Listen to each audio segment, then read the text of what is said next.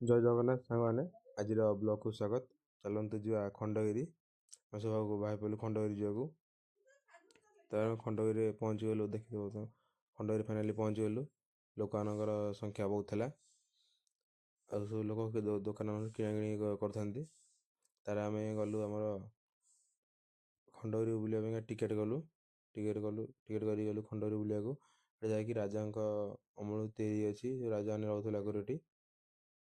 ତାପରେ ଆଉ ଗୋଟେ ଚାଲନ୍ତୁ ଦେଖିବା ଗୋଟେ ରାଜା ବାଘ ଗୁମ୍ଫା କି ବାଘ ଟାଇପ୍ର ଦେଖିବାକୁ ଏଇଟା ହେଇଛି। ତ ଏଇଟା ରାଜାଙ୍କ ଅମଳ ତିଆରି ଅଛି ଏଇଟା ଦେଖିବ ଏତେ। ତାର ଆମେ ପଳେଇଲୁ ଉଦୟଗିରି, ସେପଟ ସାଇଡ଼୍ରେ ଅଛି। ଉଦୟଗିରି ପଳେଇଲୁ ଉପରକୁ, ଏଠି ଯଜ୍ଞ ସାଇଡ଼୍ରେ। ତାପରେ ହେଉଛି ଗୁପ୍ତଗଙ୍ଗା। ତାର ଆମେ ପୁରା ଉଦୟଗିରି ଉପରକୁ ପଳେଇଲୁ।